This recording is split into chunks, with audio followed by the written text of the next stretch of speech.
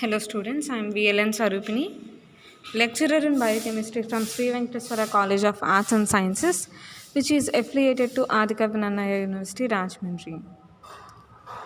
Now, I would like to discuss about second BSc, fourth semester biochemistry paper, that is intermediary metabolism.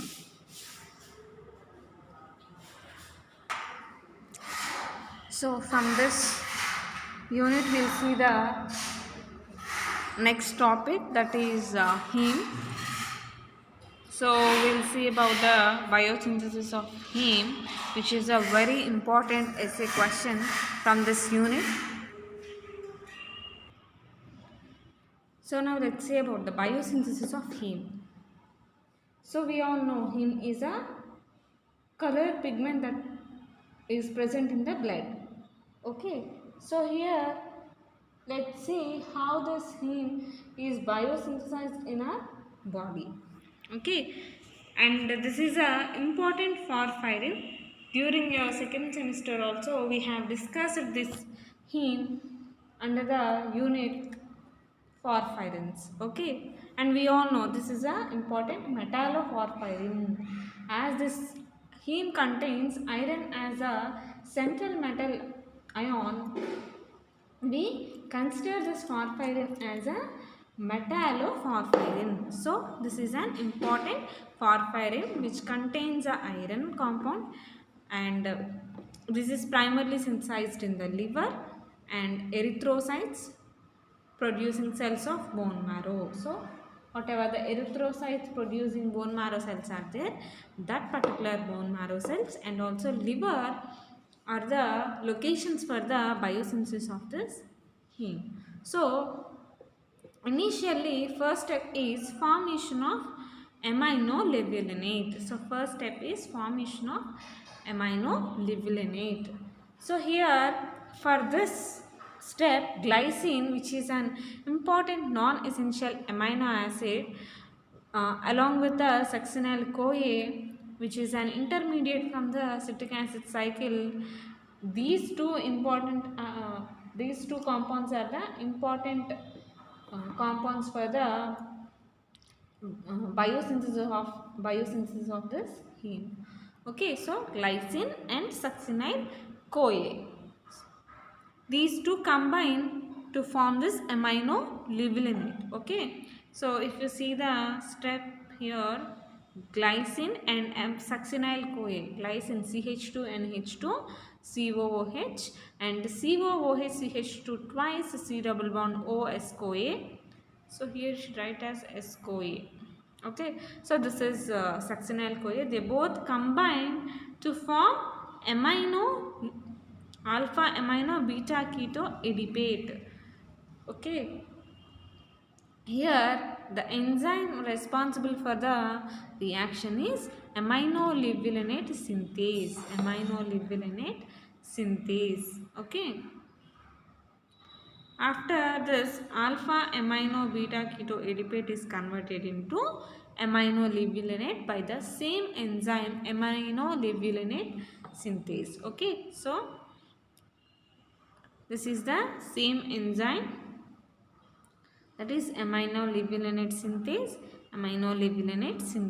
but it carries two reactions. The first one is combination of glycine and succinyl CoA to form alpha amino beta keto adipate, and this alpha amino beta keto adipate is converted into aminolivulinate. Okay, this is the first step in which we have two reactions which are catalyzed by a single enzyme, that is aminolivulinate synthase. Okay, so this is the first step, formation of aminolivulinate, and this enzyme is a pyridoxal phosphate dependent enzyme, PLP dependent enzyme.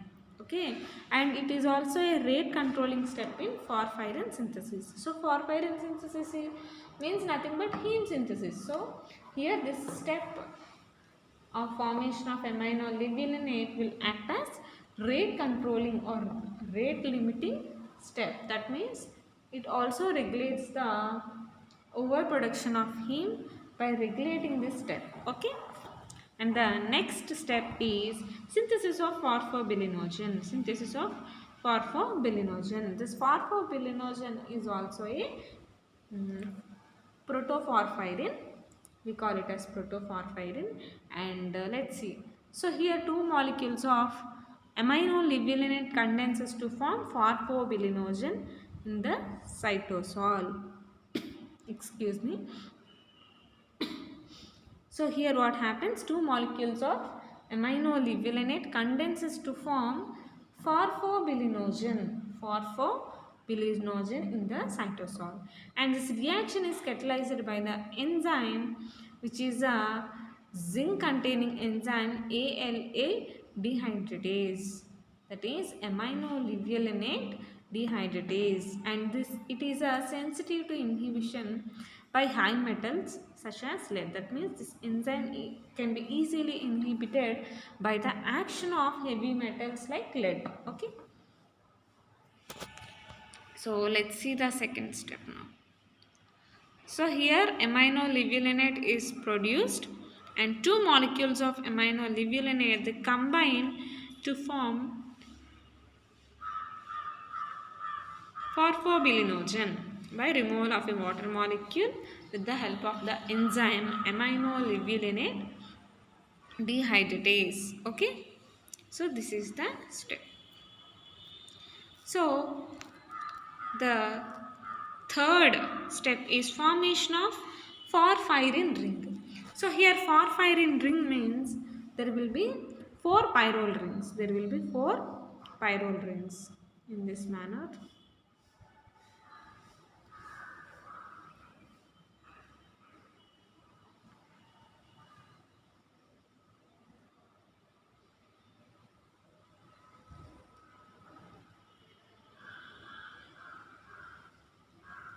So in this manner there will be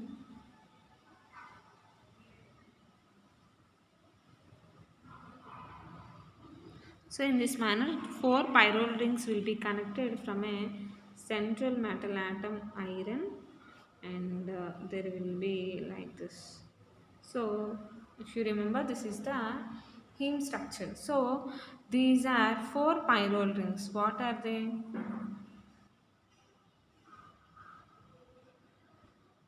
So this is a pyrrole ring, and this is a pyrrole ring, this is a pyrrole ring, and this is also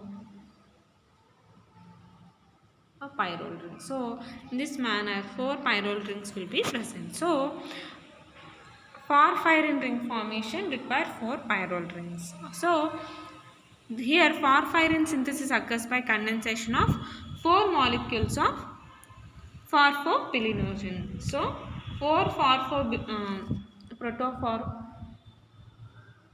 protoporphyrin, that is phosphorbilinogen, should be synthesized.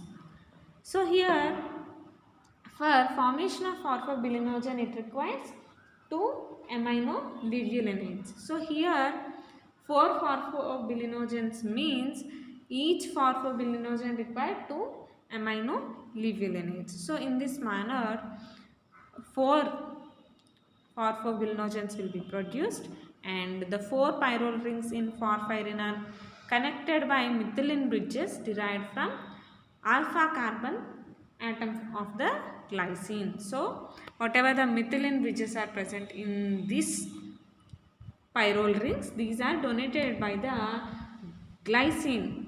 So whatever the alpha carbon atom is present in the glycine, it will donate the methylene bridges. So here the interaction of two enzymes, namely urophosphorinogen 1 synthase and urophosphorinogen 3 co-synthase, will result in the condensation of the phosphorbilinogen, followed by the ring closure isomerization to produce urophosphorbilinogen 3. So let's see the reactions, then you can get a better idea. So we have got this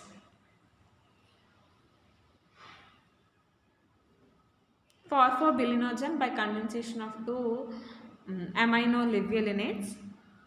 So in the same manner, 4 phosphorylinogens will be produced, and these 4 will be combined to form this urophosphorinogen 3 by the action of two enzymes, urophosphorinogen 1 synthase and urophosphorinogen 3 co-synthase. So here ring this structure condensation and also ring closure, these are the two major actions to be carried for the formation of this urophosphorinogen 3.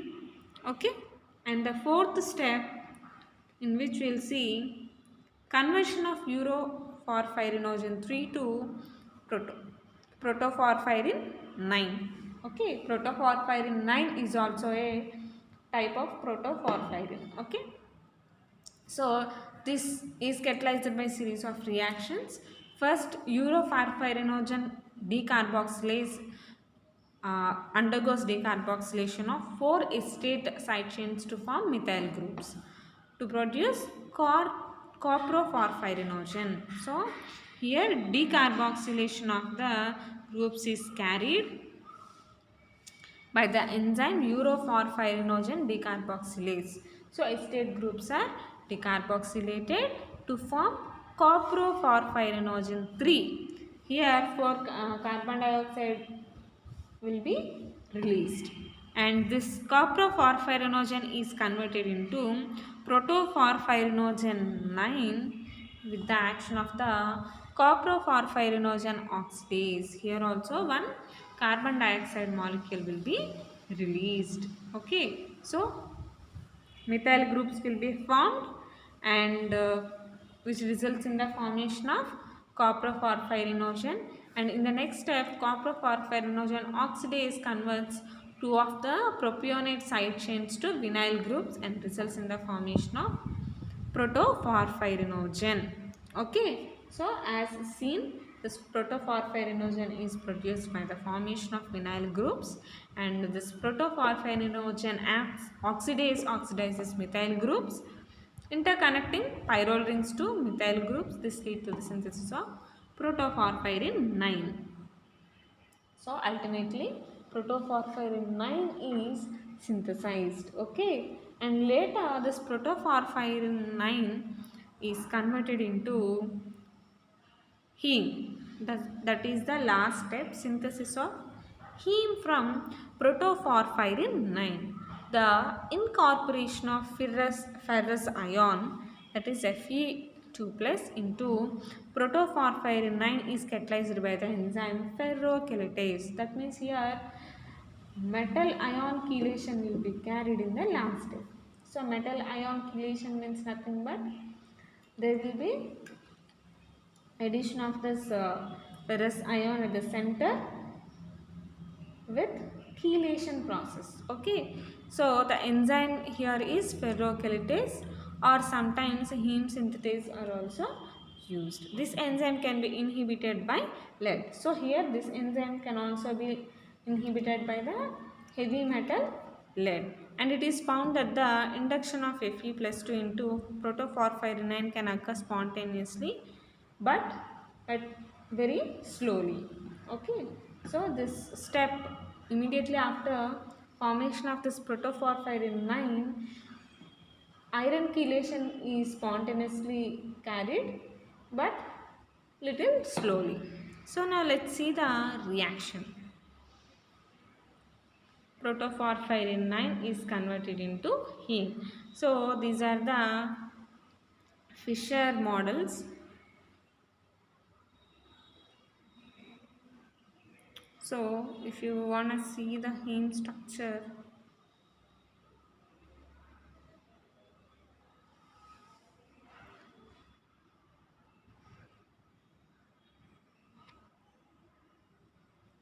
so finally heme is synthesized. So heme synthesis is taken place in 5 steps. The first step is formation of aminolivulинate, and the second step is formation of phosphobilinogen. Third step is formation of porphyrin ring.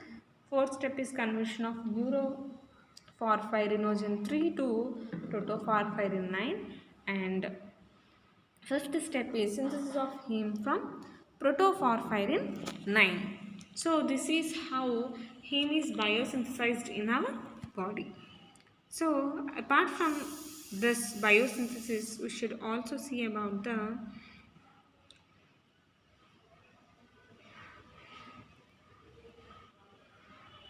degradation. So degradation of heme to bile pigments is carried during the degradation process. So let's see about that. So basically we know every blood cell contains a lifespan of 120 days. So red blood cells, they contain lifespan of 120 days, and after 120 days they undergo degradation. So uh, at the end of the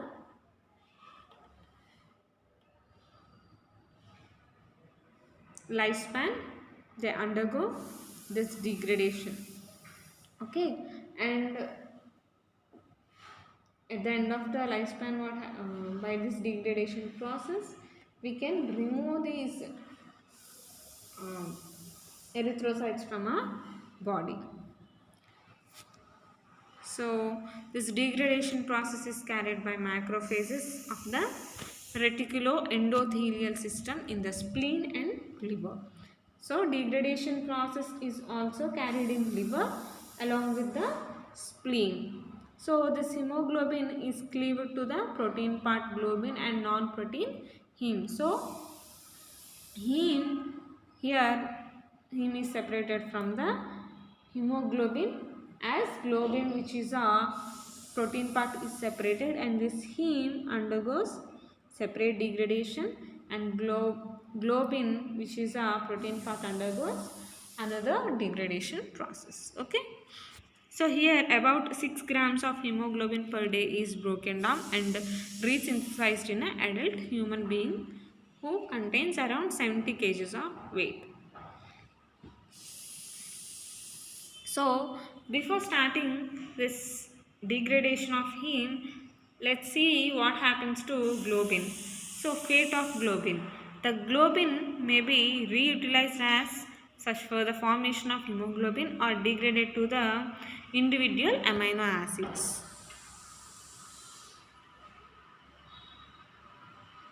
So here this amino acids are the building blocks of proteins, and being this globin as a protein, it contains amino acids, it is made up of amino acids, and each individual amino acid can be separated during the degradation process of the globin, or this globin is again utilized for the development of new hemoglobin. Okay, so later these amino acids which are separated from the globin, they can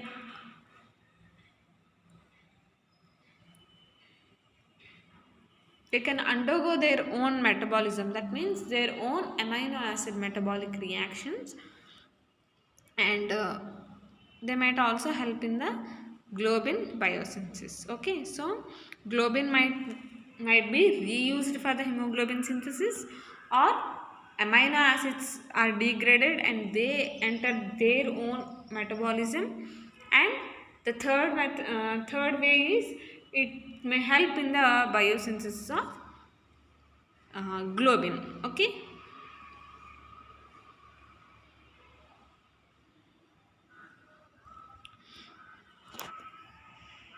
now we will see about the heme. So here 80% of the heme that is subjected to degradation, it will come from the erythrocytes, and remaining 20% is produced from the immature RBC, myoglobin and cytochrome. So these also we know cytochromes are also kind of porphyrins, in which heme is the its cytochromes skeleton is just like the heme. So this is how this heme is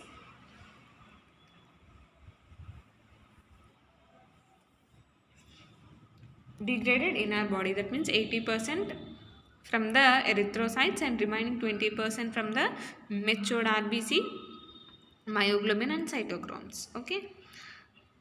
So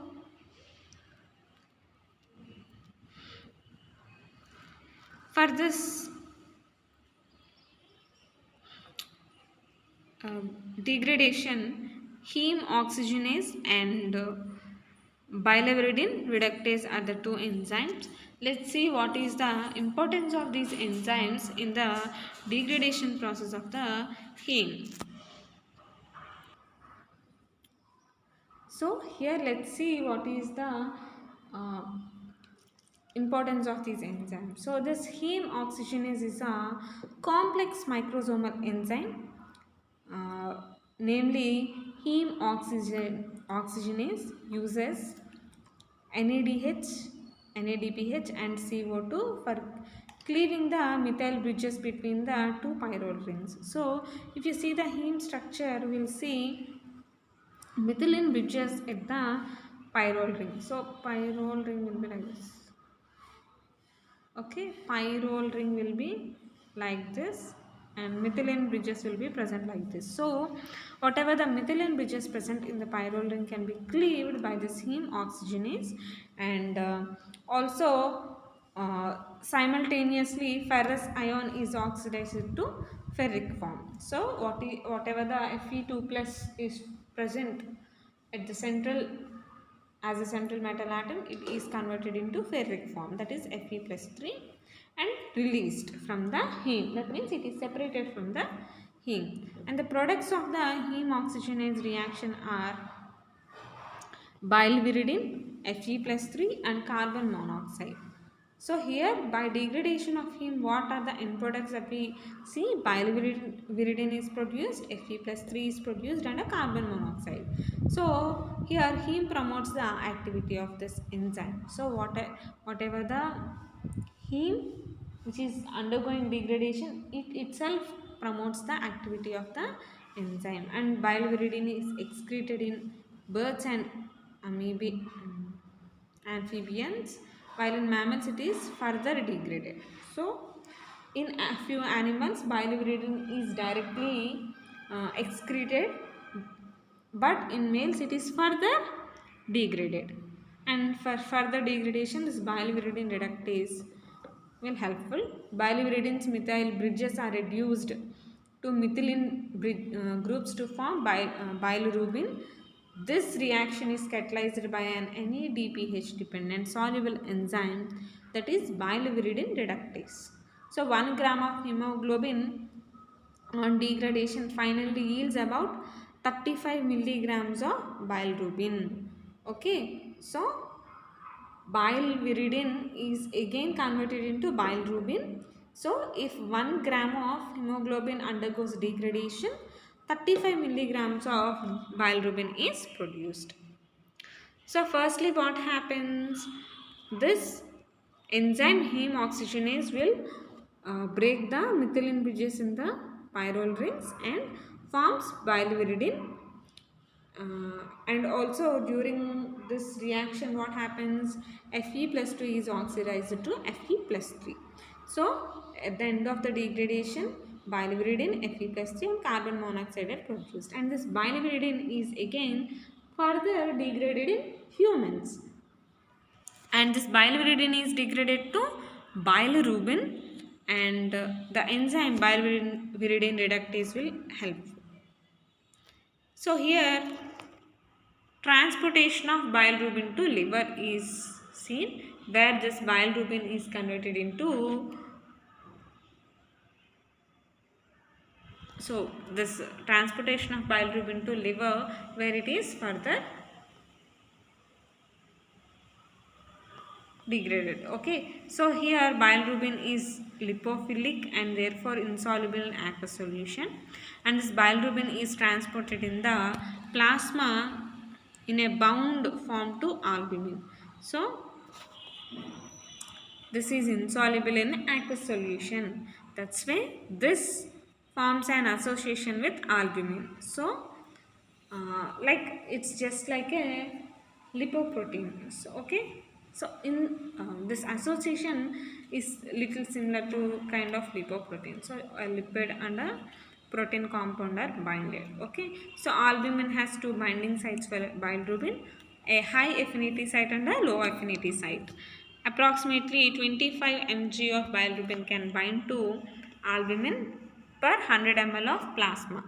So if you take 100 ml of plasma, in that albumin can hold 25 milligrams of bilirubin. And this bilirubin and albumin, that is albumin bilirubin complex, enters the liver, and bilirubin dissociates and is taken up by sinusoidal surface of the hepatocytes by a carrier mediated active transport. So now let's see about next step, that is conjugation of bilirubin.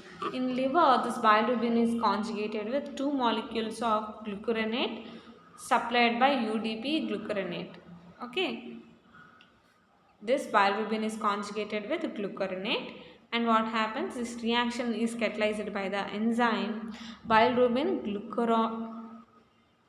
glucuroyl transferase, and as a result of this bilirubin diglucuronide will be produced. Next, excretion of bilirubin into bile. So transportation of bile diglucuronide is an active energy dependent and rate limiting process. There is a good coordination between the bilirubin conjugation and its excretion into bile. Almost all the bilirubin that enters bile is in the conjugated form. So this bilirubin is in conjugated form and excreted into bile, and almost all the bilirubin is in conjugated form. So now let's see fate of bilirubin. So this bilirubin glucuronides are hydrolyzed in the intestine, and specific bacterial enzymes, namely uh, beta glucuronidase to liberate bilirubin, later is then converted into urobilinogen, a small part of which will be reabsorbed into the circulation. So here this bilirubin is again converted into urobilinogen and reabsorbed into the circulation sometimes, and this urobilinogen can be converted into urobilin in the kidneys and excreted. So urobilin, in the form of urobilin, it can be excreted, and the characteristic color of urine is due to the urobilin. So characteristic color which is commonly seen in the urine is due to the presence of this urobilin. And major part of the urobilinogen is converted by bacteria to stercobilin, which is excreted along with feces. So common bacteria present in our body, it converts urobilinogen into stercobilin, which is excreted along with feces. That means characteristic color of feces is due to the stercobilin. So if you see the diagram here, aged erythrocytes, that means erythrocytes above 120 days of age are called as aged erythrocytes. And if you see the hemoglobin, there that particular hemoglobin is degraded by heme oxygenase. So this iron metal atom, that is Fe plus 2, is oxidized to Fe plus 3, and methylene bridges are removed. From that biliverdin is produced. Biliverdin is produced, and this biliverdin, by the activity of biliverdin reductase, is converted into bilirubin, and this bilirubin enters bloodstream with association of albumin. Bilirubin albumin complex will be formed, and it enters blood. From there to it will enter liver, and bilirubin is now converted into bilirubin diglucuronidase. Okay, and it enters bile. By microbial enzymes, urobilinogen is again converted into urobilin in kidneys and excreted in urine. And urobilinogen by microbial activity converted into stercobilin and excreted through feces. So this is about this degradation of heme. Okay, and next we have a small topic, conversion of ribonucleotide to deoxyribonucleotide. So whatever the nucleotides that we have studied in this unit, that is purines and pyrimidines, these can be converted into deoxyribonucleotides. So let's see what is this. The synthesis of purines and pyrimidines deoxyribonucleotides occur from ribonucleotides by a reduction of the C2 of the ribose moiety. So at the second carbon of the ribose, what happens? This degradation will be carried, and this reaction is catalyzed by a multi-subunit enzyme, ribonuclease reductase. So ribonuclease reductase will convert these nucleotides into deoxyribonucleotides. So here it requires equivalence. So supply of reducing equivalence is very important. Let's see about that. So here the enzyme ribonucleotide reductase itself provides the hydrogen atoms needed for reduction from its sulfahydryl groups. Okay.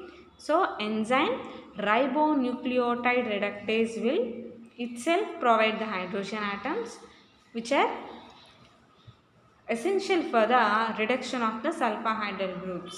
So reducing equivalents in turn are supplied by thioredoxin, a monomeric protein with two cysteine residues. And NADPH dependent thioredoxin reductase converts this oxidized thioredoxin to reduced form, which can be recycled again and again. So this thioredoxin is converted into reduced form. This thioredoxin serves as the protein cofactor in an enzymatic reaction. So here regulation of deoxyribonucleotide synthesis, it is most required for the synthesis of DNA. The activity of the enzyme ribonuclease reductase maintains the adequate supply of the deoxyribonucleotides. Okay, depends on the number of deoxyribonucleotides are present. And here ribonucleotide reductase is a complex enzyme which multiply sites that control the formation of deoxyribonucleotides. So here if you see the diagram, here, so ribonucleotide diphosphates, that is DATP, ADP, GDP, CDP, UDP, these are converted into ribonucleotide diphosphates, okay, of ADP, GDP, CDP and UDP. So during this reaction thioredoxin is converted into thioredoxin. Here the enzyme is ribonucleotide reductase. By removal of a water molecule, this ribonucleotide diphosphates are converted into ribonucleoside diphosphates, and here the thioredoxin is converted into thioredoxin reduced, and oxidized forms will be interconverted by the activity of the enzyme thioredoxin reductase.